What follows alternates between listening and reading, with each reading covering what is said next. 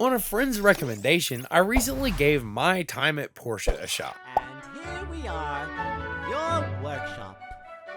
This is a game that was successfully crowdfunded and officially released January 2019. Looks homey.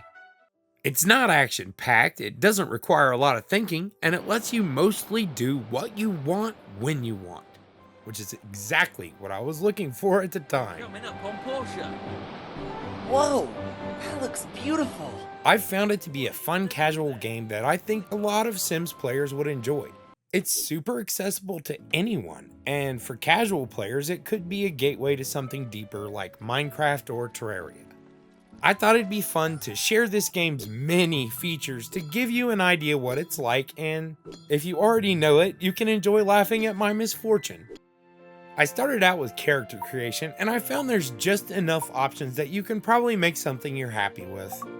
Mine looks worried and sad, which is appropriate given he lives in a post-apocalyptic world and his father's gone out for a pack of smokes on the other side of the planet. This is only partially a joke. You set sail to the city-state of Portia where people are trying to recover from some awful event without much technology. Now then, here's a letter from your father. Your dad openly admits he noped out of raising you. He's been a bad father, but figures giving you this worn-down workshop will give you a chance in the world and make himself feel better. This game has a pretty minimal tutorial, and I was really happy about that. Let me give you your builder test. This is pretty easy. Your first task is to get a builder's license, and that really only takes making a couple tools that you'd make anyway. It'll even let you buy the materials you need from the get-go if you want. I didn't do that, and I don't regret it. No, not at all. I jumped into this game totally blind, and running around looking for wood without an axe and rocks without a pickaxe was a real mystery to me for a couple minutes. I walked by the stones and stuff that spawn right outside your house, so I spent a lot more time wandering than I'd like to admit. The developers tried to help me, but I guess there's just no helping me. Looking back, I'm glad I stuck with this game because I could have had a bad first impression getting so unlucky with spawns. I spent the entire first day looking for those resources. I got to make a pickaxe first, and after all that work, it felt like a victory. I'm excited to finally have a tool, so I can't send my guy to bed yet. I've got to try finding some rocks to smash. This gets me my first level up, and I'm pretty thrilled to see you not only gain HP and stamina, but also attack and defense. There are some stats in this game, which is something I love because it allows for some customization. I finished the day with enough resources, but run to bed because it's near the 3 a.m. cutoff. Oh, my head hurts. I didn't sleep well at all from... In the morning, my guy wakes up with this message about how he slept poorly. I realize that it's not just some story thing. You really need to fix the holes in the floor of your house, or else you'll wake up with half stamina, which really limits how much work can be done. I mean, it's like 50%, right? Crafting the axe, I need to go into my inventory and manage both the inventory and the action bar. It's kind of tedious on console, but I imagine it's just fine on PC. I run around chopping trees, and I love the fact that I'm getting XP for it. You'll level up doing just about anything in this game. So no matter what you're doing, you're making a bit of progress.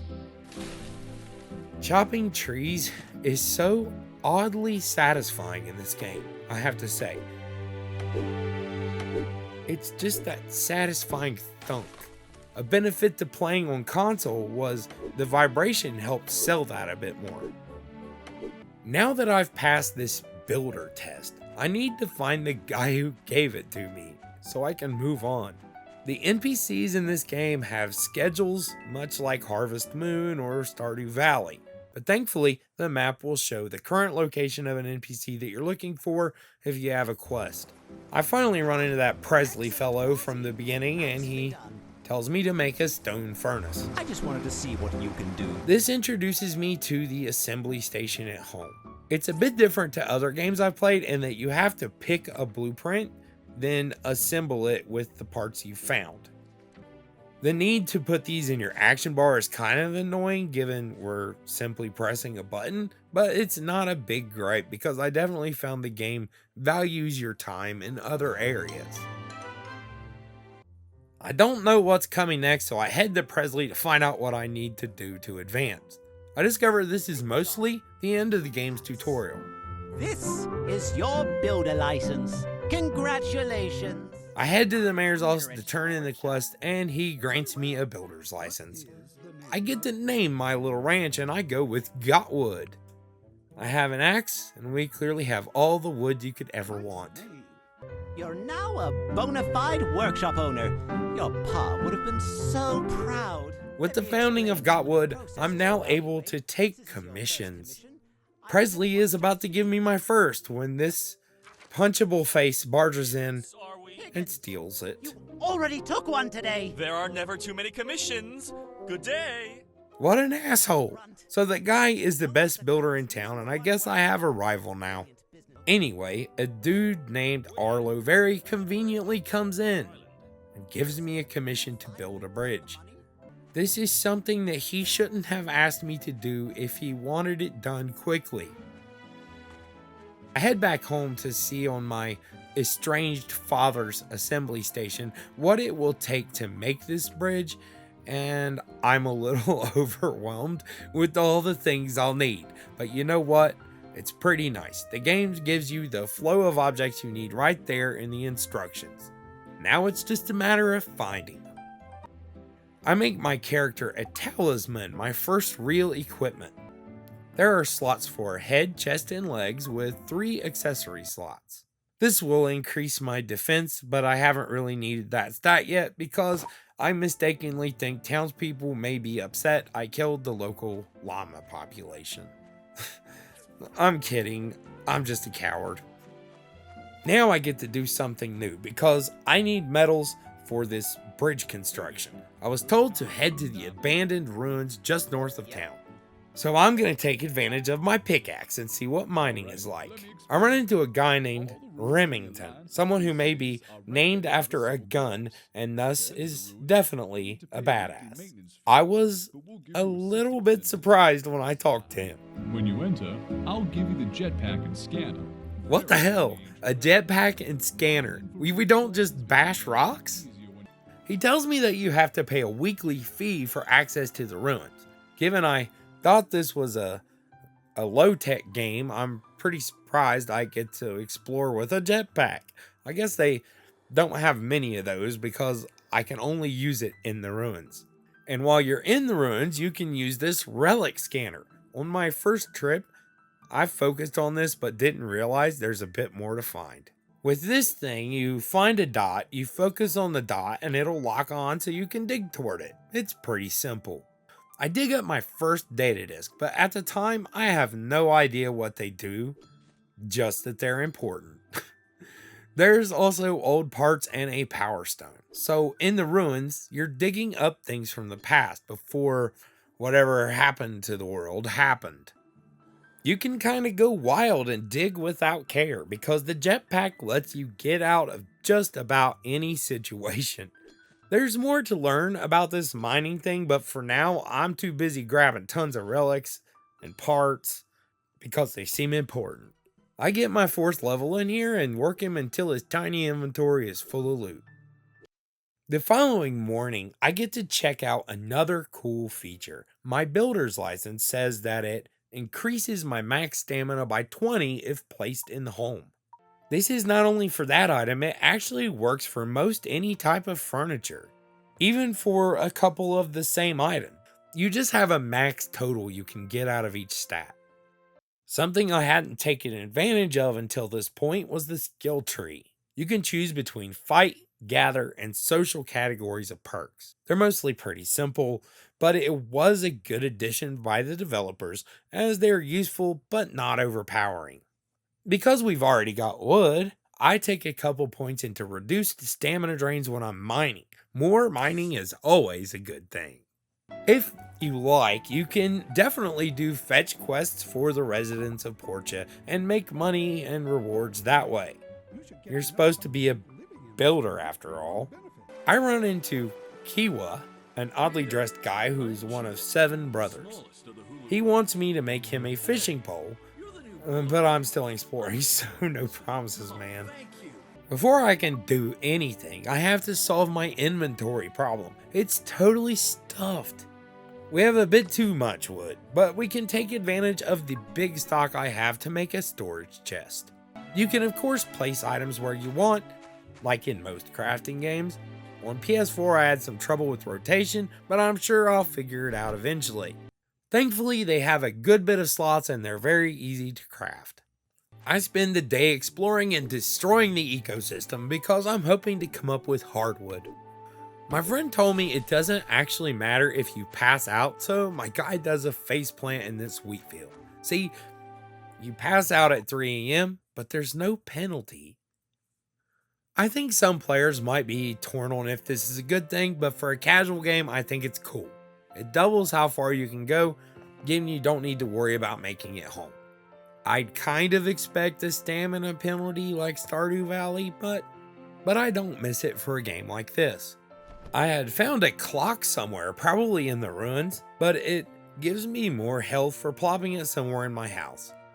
I realize I've been ignoring the floor problem and I have tons of wood now, so I fixed the holes in the floor, and from here on out, my guy will wake up with full stamina instead of half, and that feels great.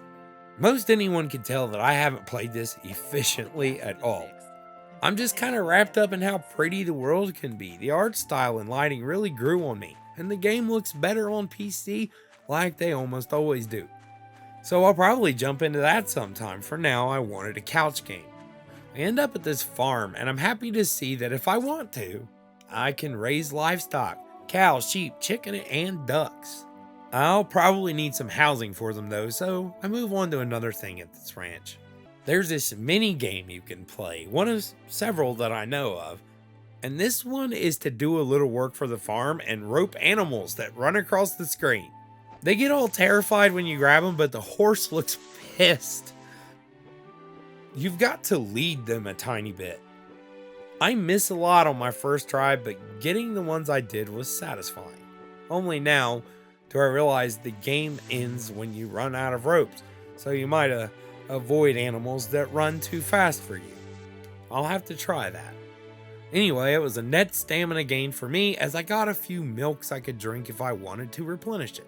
I'm not gonna lie, I tried again and got 8 animals in a row only to have a horse laugh at me because I threw a little too soon. I was mad, but this round got me a lot more rewards and some animal hides. I'm alarmed at the implication I got animal skin after capturing all of those, but oh well, I got fur, but it's not like I know what to do with it yet. Also, lucky me to find some animal poo. You would think it would not be hard to come up with a pile of manure in a field of cows, but somehow I've had crap luck. I run really far, but realize I see a buzz. It's pretty cool they have a little technology in this universe. I hitch a ride back toward home because I need to do some things to advance that direction I was going. The next day, I enjoy another trip to the mines, and this is when I realize there are actually ore veins in here. Given the size of that wall and the huge amount of copper and tin that I need, I go nuts on it, and I am sure you do the same. So relic hunting is one thing, mining for metals another thing entirely. The mining reminds me of Terraria, just in 3D. You can hit up to a couple meters away, one of many little things the developers did to help you to not have to constantly be adjusting your position and pushing buttons. I made note that there is a fireside chat in the evening, so I do attend because I don't know how important they are. The mayor talks about projects, like, the bridge I'm supposed to be building. Now that I have plenty of ore, I get my furnace going with smelting. Each bar takes a couple hours of game time, which works out to about 2 minutes. Naturally, they work overnight for you, but you have to make sure their fuel is topped up. They take wood, and I have that. I want to do some serious smelting though, so I realize this will go much faster with a second furnace. This is a trivially easy thing for me to build now that I have my shit together. I really want to upgrade my tools so that I can get hardwood for something I want to craft. I think it comes from bigger trees.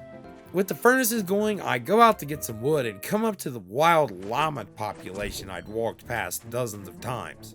I start on them with my pickaxe and kill 2, getting meat and furs in the process. Combat is not super in-depth in this game, but this is hardly a representation of it because I can face tank these llamas. I get a bit greedy and forget the clock. On the final swing, this llama and I go down at the same time like Superman and Doomsday. The next morning I add a table and fan to my house. If my house were this empty, you'd bet I'd just plop a fan right down there next to the bed. I'd want some white noise to drown out the wailing llama babies. I'm definitely not playing this game efficiently at this point. I haven't sold anything and my work has been fairly aimless, but I've been having a lot of fun just doing whatever I want, and I like games that let me play like that. There are tons of shops in the city, and I've been in several. I just didn't mention them if I didn't do anything, but in this case I have to.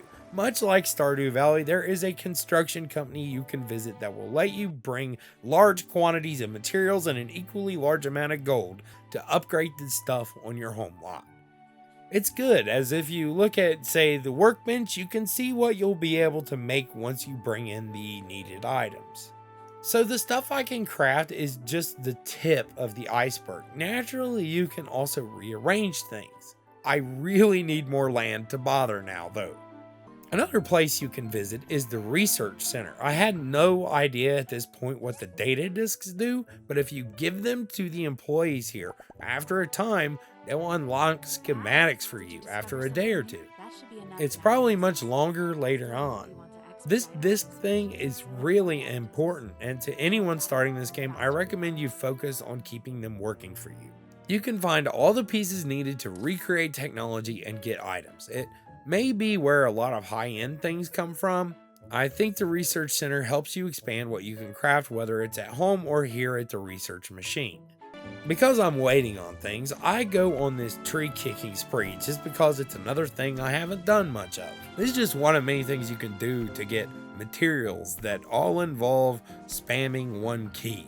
The simplicity is either a put off or a welcome thing, I think. It depends what you're looking for in a game at the time. I saw someone in a Steam review who played this game with an auto clicker. For some things, I get it, but I don't think that's necessary. I've definitely seen far worse offenders, but I've probably been desensitized because of Tap Titans. Thankfully, when you're done kicking a tree, it lets you know you won't find any more, but I'm thrilled to be finding honey. I'd gained some levels, so I spend a few skill points and now have a chance of double drops from tree kicking, reduced stamina, and another chance of double drops using the axe. And that's awesome. My friend said you can reset this and change up your build, which is, to me, necessary in any game like this. Checking the mailbox back home, I got a quest to fix the fence in the tree farm I was just kicking in. I can easily do that now, but I think it's a bit before I get around to doing it because my copper bars are done. Things are really getting so bad that I need a second storage box. I try being organized, but later on completely ruined that to the point people are going to be upset with me if they saw my inventory. Tree kicking big trees that have honey and apple trees are a great way to get stamina recovery items for newbies, and that's me. The following morning, I get a great letter. Even though I strongly suspect it's always the first thing you get, the research people managed to make me a schematic to make a civil furnace. This is something I can make later to smelt higher quality metals like iron, I think. I head back to the city because I don't just need bronze to upgrade my weapons, I also need an upgrade kit, which will cost me near 300 gold. I finally sell some stuff and make that happen for myself. Back at home, I craft the bronze axe, and now I'm a tree wrecking machine. I just can't chop the big honey ones. Another thing I'm happy about, perhaps Sims has lowered my expectations in this area, but the world is kind of alive in that you should chop big trees and let the little ones grow over time. You could also opt to not chop a certain kind like honey so that you can come back and kick them regularly. Chopping the stumps has a downside. The tree won't regrow as fast, but you do get hard wood from it. Given I need that, say goodbye to the stumps. These are kind of harder to chop, so I'm really glad they made it so that you can hold down a button to chop the trees. It helps a lot with the repetition, but it's still satisfying. Eventually I get around to making that NPC's fishing rod to finish the quest for him. I'd seen fishing spots but hadn't really thought about it yet. After I make him one and turn it in, I'm all over making a second one for myself. There are several fishing spots in the noob area. To fish in this game, you need bait in your inventory. You select the rod and stand in the right place to cast your line. While you're fishing, you need to keep this bubble on the fish. If it gets outside it, the tension starts to increase, and of course you can reel too fast as well. So it's all about pace, reeling at good times and not overdoing it so you have a little slack should the fish move away rapidly. I'm not exactly a natural at this, but I felt surprisingly okay at it, and I found it really relaxing. Of course, later I'd run into fish that kick my ass, but I have a beginner's fishing pole. Selling fish is where I begin to make my first real money, and that is necessary for progress. You need some to buy upgrade kits and to afford the ranch upgrades like a new workstation. Something I love about this game is that you can unlock new inventory slots at any time by paying a small fee. It's really not too bad, though it does escalate. Get this, your inventory is 4 pages more of this. That's right, something like 200 slots. An NPC gave me the blueprints to make a planter box, just as a way to introduce me to farming. I'm not really fond of how it's done here. It works, but I just enjoy the satisfaction of making a large crop, so I wish you could plant them in the ground. You need animal poo to make a planter box, and I had trouble getting those despite the big herds that live nearby. I'm convinced they're holding it on purpose.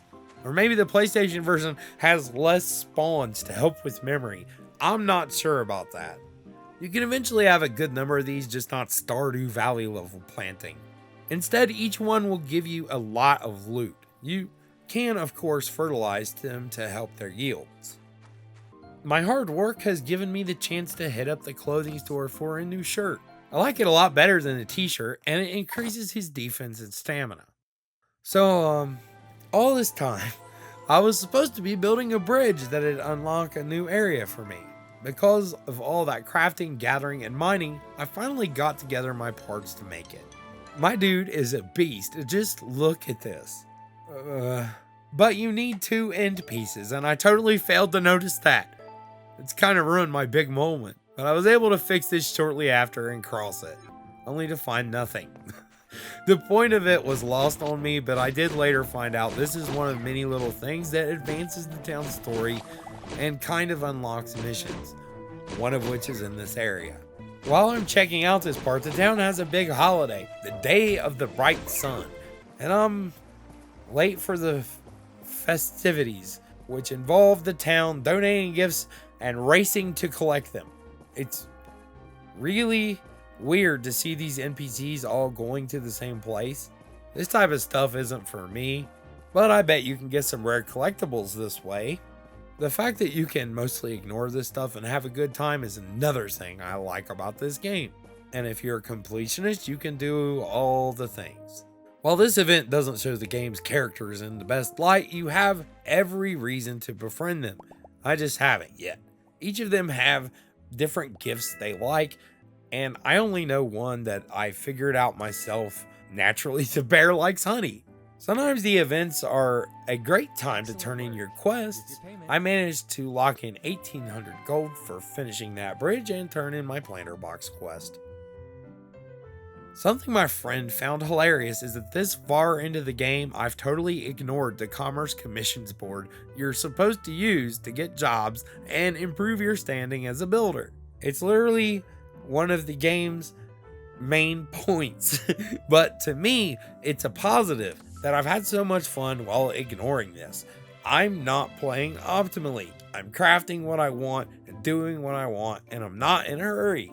This game has so many unlocks. Like the research lab, you can gradually unlock cooking recipes by talking to Django here. He'll take your cash and give you a quick tip. Problem is, I had not done well at returning to the research lab to give them discs, so I haven't got to cook anything. But it's there for boosting combat stats and replenishing health and stamina. You can also duel NPCs for whatever reason. It's friendly. You can kick their butts and win a bit of money and items. We went over the animal roping game, but there's also a shoot the balloons game that I don't really want to talk about. I'm utter crap at this game and there's no way I'll improve. I hate it too much to bother to try. Something that was a big moment for me was discovering the ranch sells caterpillars to fish with. This is a very good early game moneymaker, and buying a few dozen of them will pay off big time toward upgrading the ranch. I'd say you're really getting somewhere in this game when you start doing those upgrades.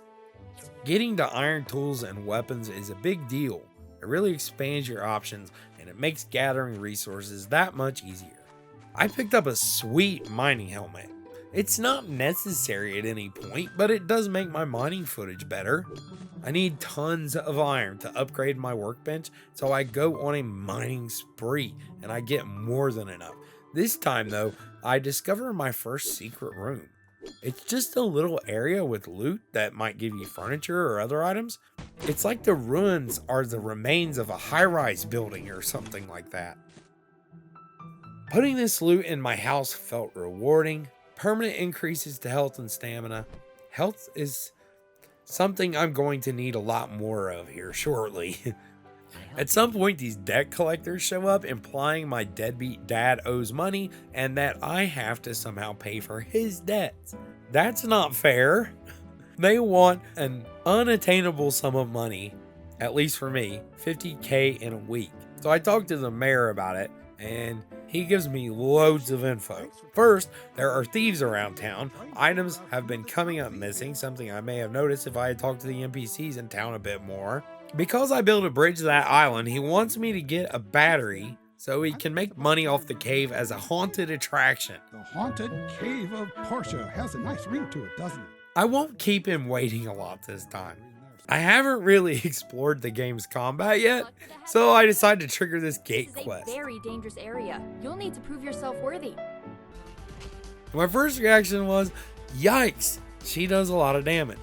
Let's go to plan B. I couldn't help but laugh my asshole.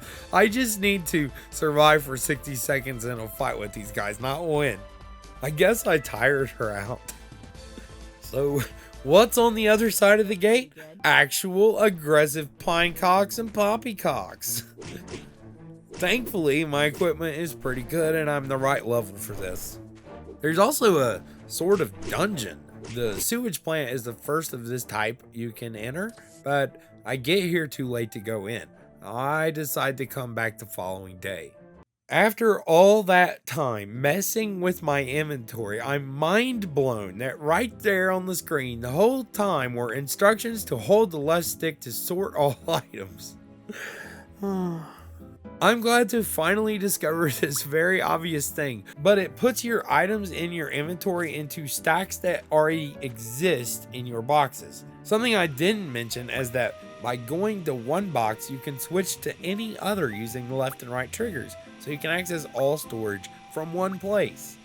This is a great system, and it's one of many ways, as I've said before, the game seems to value your time and make up for areas where it can be a little frustrating, like the crafting, only at the assembly station. So these dungeons, they are different. They actually consume time. So going into the sewage plant will take 3 hours, no matter how long it really takes you, which is a good thing as it gives you time to be careful. You should probably prepare and have some healing and stamina items before you go in, but I do nothing of the sort. The goal in general is to kill all the enemies while dodging traps. This is a good way to get parts and things like that if you don't like mining. There are also resources you might not find anywhere else. I found there's some minor platforming, which I wasn't prepared for.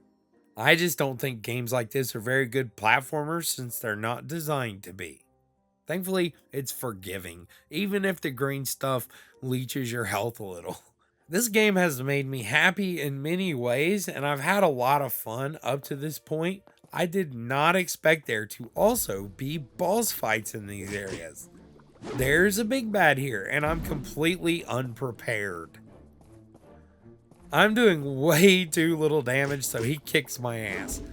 I mean, I barely know how to dodge at this point because the combat has been so Fisher-Price until now, and all of a sudden it's like Dark Souls in here.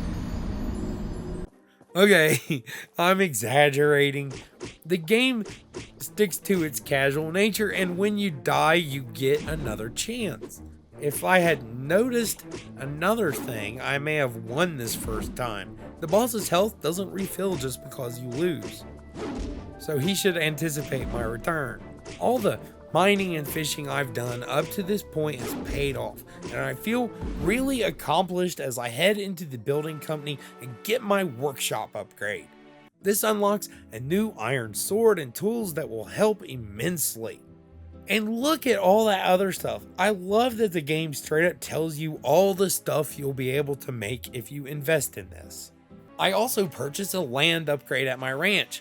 It costs a bit, but gives more room for building crafting stations later. I mean, you can even raise livestock, so you need lots of room. I even get a new furnace, but here's the thing. The crafting in this game gets to be pretty crazy. Having multiple items going at once is utterly necessary to get everything you need. You definitely want multiple furnaces, and you might even consider having a couple of grinders, just to make it a bit less painful. Loading it up with fuel and a big order of items can take until the next day to finish. So I would also suggest to craft preemptively. Keep your furnace loaded. When I'm doing something important, a few times I've treated it like a mobile game and went on a break while it does its thing. It's not bad like a mobile game though. It's doing this for some realism and a sense of accomplishment, so it's fine. Some builds just get really rough, especially when you're gunning for multiple things at once like I am. Those debt collectors from earlier come back for their 50,000, but I snitched on them to the mayor and the civil corps. Basically the cops of this game. They take off running and I have no idea what happens to them. I think I was supposed to tell all three of the cops to come, but to me, that's their job. I don't know what's up there. Maybe I'll find out later when they come to scam me again. Anyway, I finally get a second shot at that dungeon. I get a totally different set of rooms this time. Freaking boulders fall from the ceiling and kick my butt, but I do manage to heal up and continue onward. Definitely nothing too hard here. You just face tank a lot of the mobs for now. Great treasure though. This time around, I do a bit better on the boss. You can't get greedy trying to get those hits in, or this will happen. On round 2, I do a good bit of dodge rolling and get my timing better. Oh great, he has some kind of desperation attack he can use, and it hits hard. And now he shotguns me to the face. Last chance. Okay, I'm making these hits count. I get really lucky pushing up in a place where he shouldn't be and finally defeat my first boss. I can't believe I suck this bad after beating God of War's Valkyries. I guess I'm super rusty. I'm definitely getting the hang of it though. It's worth noting my guy doesn't have pants because I thought I was looking for boots for that slot somehow, despite seeing pants at the store. What can I say? I overlooked so many things my first time in a game like this. I didn't even realize you can run for a while and wondered what endurance stat was for. While I've done a lot of little things, I haven't really focused on quests. The bridge and battery I needed for that haunted cave were establishing my first big one, I guess you could say. One that involves fighting. I visit the cave to install the battery and there are actual enemies in here. There's even a boss, if you can call it that. Because Immediately after, there's more enemies to fight. These humanoid rats that drop fur, which just disturbs me on some level. Anyway, they're a bunch of chumps. They're the ones that have been stealing the town's items. I just cannot fit all this crap in my inventory, game. I love that you're able to expand your inventory, and I could sure use another unlock, but I don't have enough cash on me at the time. I'm having to drop stuff. I get to the end of this place and, well, that's obviously their leader. That's what looks like a trap, an offering to dine. I just jumped down to confront this giant rat king thing. Fighting the guy in the sewer probably saved me a little bit of grief, because after dodging that boss's attacks, I felt more comfortable in a fight. He goes down and I have installed the battery to complete my quest. The Civil Corps helpfully show up after all the fighting is done, but I guess you can actually take them on missions with you. It may be nice to have a companion on quests, especially if you're not great at combat. I have only begun to scratch the surface. This game has mounts, you can get married like in Harvest Moon or Stardew Valley, you can raise livestock, there are lots of little perks to get from befriending the townspeople, and a whole lot of unexplored map to go. I have very few gripes I can even think of, and lots of good things to say about this game so far. I can't expect it to be much deeper, as there's tons to craft, lots of little features, and it would be stupid if it were difficult. Even if there is a simplicity to my time at Portia, it's a great game that was made for players with love. Lots of little quality of life things, the excellent inventory sorting, and the fact that you can expand your inventory gradually without doing anything more than paying some gold. It has the right balance at the beginning, but lets you get OP later. Combat is extremely forgiving, at least where I am. It does get a bit harder, I hear, the further you go, but you can always over-prepare. You can even use health items directly from your inventory while the game is paused. If you don't like combat, the game thought of you too. The Civil Corps can be used to hunt for items for you, special drops from monsters that you might need, so you can make money being mostly peaceful if you like, and mostly avoid combat. I don't know about entirely if you want everything, but you can always get so OP that you steamroll it. The early game gave me constant rewards and senses of accomplishment. Those little hits of dopamine that keep you going as a gamer. My play was really scattered because I was really having fun just doing whatever. Some people play a game like 80 hours and give it a bad review, but I'm a person who can play one for 10 or 15 and have a great time. I know this game gets a bit harder and that there's a lot more to do, but I'm already guaranteed to get $30 of fun from this purchase. It's a great couch game for when you don't want to think much, and I very much recommend it to anyone who likes casual crafting games. This type of video is a first for me. I've wanted to do something like this for a while. I'm 2 days from the 100,000 subscriber line, and that's exciting. I've only made videos about The Sims up to now, but definitely let me know if you liked it. I like sharing games I enjoy and want to do so every now and then if I'm sure it's something the community would enjoy. Thank you very much for watching, and like my video if you enjoyed it.